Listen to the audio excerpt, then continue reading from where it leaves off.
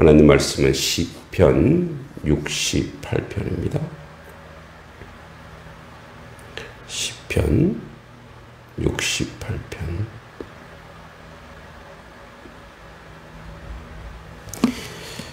시편 68편 7절에서 18절까지입니다. 시편 68편 7절에서 18절.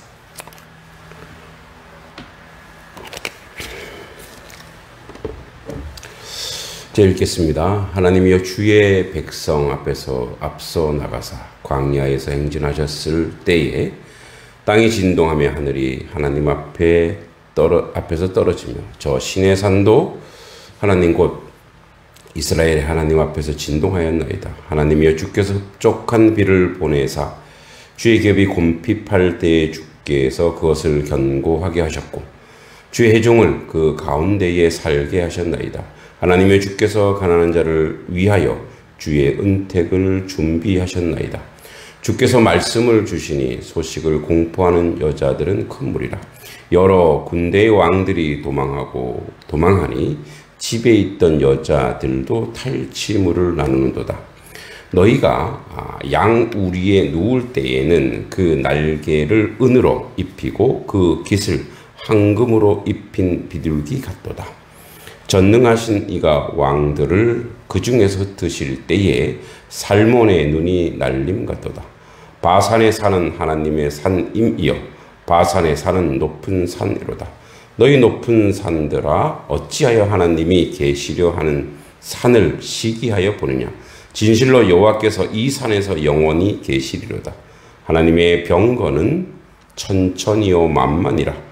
주께서 그 중에 계심이 신의 산 성소에 계신 같도다.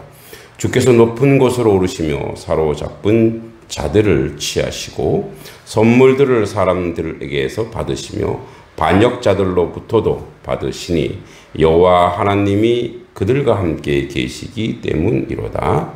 아멘. 우리 이제 지난주 금요일이었죠.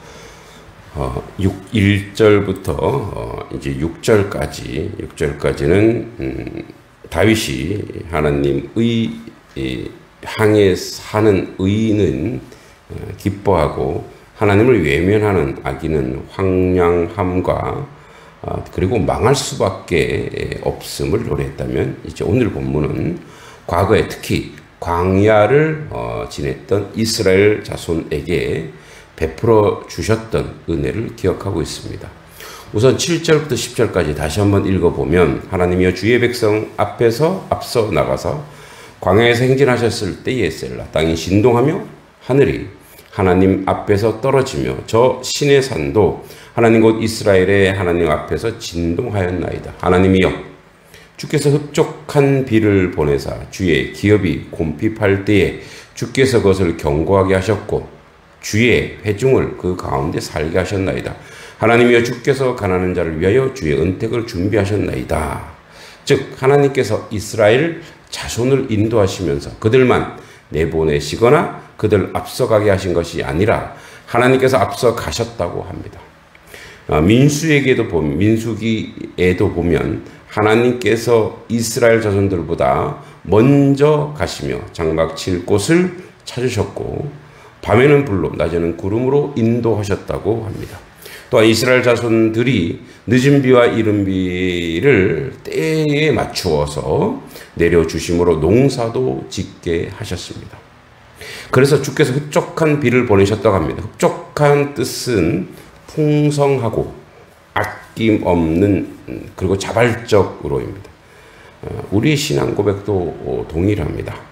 하나님께서 우리의 인생길에서 먼저 가셔서 준비해 주신 하나님이셨고 늦은 비와 이른 비는 은총이 아니었다면 우리는 이미 영적으로 말라 비틀어졌을 것입니다.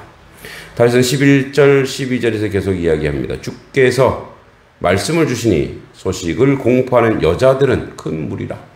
여러 군대와 왕들이 도망하니 집에 있던 여자들도 탈취물을 나누도다. 과거에 우리나라도 올림픽에서 또는 기능올림픽에서 우승하거나 운동선수가 큰 경기에서 이기면 카퍼레이드를 벌였습니다. 성경에서도 큰일이 이루어졌거나 전쟁에서 승리했을 때 여인들이 노래를 불렀습니다. 출애굽에서 홍해를 건넌 후에 모세의 누이 미리암이 여인들과 기쁨으로 찬양했고, 다윗이 블레셋을 물리치고 돌아왔을 때 여인이 춤추며 노래하며 사울이 죽인 자는 천천이요 다윗은 만만이로다 라고 했습니다. 또 고대에서 전쟁에서 열심히 싸웠을 것은 전리품을 가질 수 있었기 때문이었습니다. 하나님께서 굉장히 큰 승리하게 하신 군인들뿐 아니라 전쟁에 참여하지 않았던 여인들도 전리품을 가질 수 있었다고 합니다. 그러니까 전쟁에 참여하지 않았던 여인들조차 전리품을 가질 수 있는 승리와 풍성함을 노래하고 있는 것이죠. 또 15절부터 17절까지 바산에 사는 하나님의 산임이여 바산에 사는 높은 산이로다. 너희 높은 산들아 어찌하여 하나님이 계시려 하신 산을 시기하여 보느냐. 진실로 여호와께서 이 산에 영원히 계시리로다. 하나님의 병거는 천천히요 만만이라. 주께서 그 중에 계심이 신의 산 성소에 계신 같도다. 이 바산을 가리켜 하나님의 산이라고 합니다. 그것은 거룩한 산이라는 의미가 아니라 하나님이 지으신 높은 산이라는 의미입니다. 바산은 요단강 동편에 있는 산맥을 가리키는데 북쪽 헐몬산, 헤르몬산이라고도 하죠. 헐몬산에 있습니다. 그 높이가 2814m입니다. 2744m의 백두산보다 70m가 더 높습니다. 헐몬산이 그 지역에서 가장 높은 산입니다. 바산이 하나님이 계시는 산인 시온산에게 시기심, 적개심을 품고서 본다고 합니다. 시온산은 높이가 765m로 바산에 비하면 언덕과 같습니다.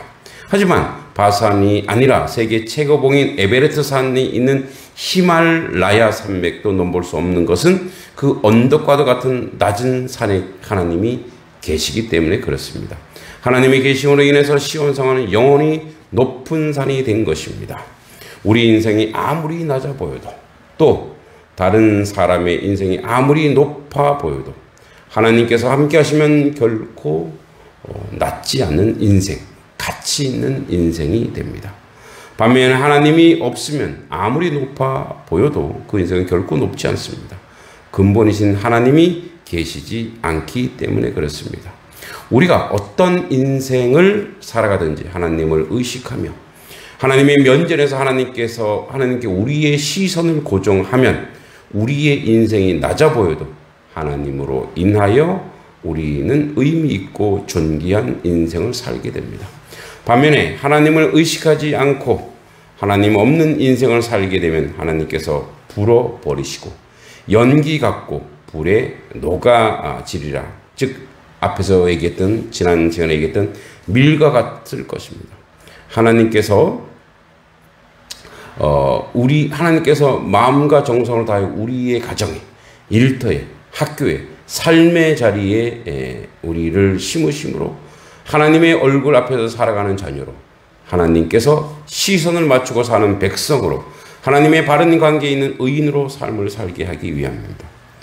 오늘도 우리의 삶이 팔레스타인의 가장 높은 바산과 같지 않고 언덕 같은 시온산 같다 할지라도 우리의 삶이 함께 하시는 하나님으로 인해 기뻐하며 하나님의 은혜를 보여주는 그런 삶으로 우리가 살아갈 수밖에 없을 것입니다. 오늘도 주께서 우리에게 날마다 구원의 은혜와 구원의 은총 가운데 우리를 거하게 하실 줄을 믿습니다. 그러므로 하나님의 은혜와 하나님의 은총 가운데 온전히 살아가는 하나님 백성 될 줄 믿습니다. 결국 돌아보니 은혜가 아닌 것이 없지요. 그러면 앞으로도 지금 그리고 이후로도 우리의 삶은 은혜일 것입니다. 그러니 걱정하거나 근심하지 마시고 하나님의 말씀에, 하나님의 뜻에, 나에게 주어진, 우리에게 주어진 사명을 묵묵히 순종하며 나아가는 하나님 백성 되길 소망합니다. 지금까지 지내온 거 모두 주님의 은혜입니다. 앞으로도 주님의 은혜가 우리 가운데 넘칠 것입니다. 하나님 아버지 은혜 감사합니다. 주의 은혜로 살아왔습니다. 앞으로도 주님의 은혜로 살아갈 것을 믿습니다. 주의 말씀에, 주의 뜻에, 주의 사명에 온전히 순종하는 하나님 백성 되게 하여 주시옵소서. 예수님의 이름으로 간절히 기도합니다.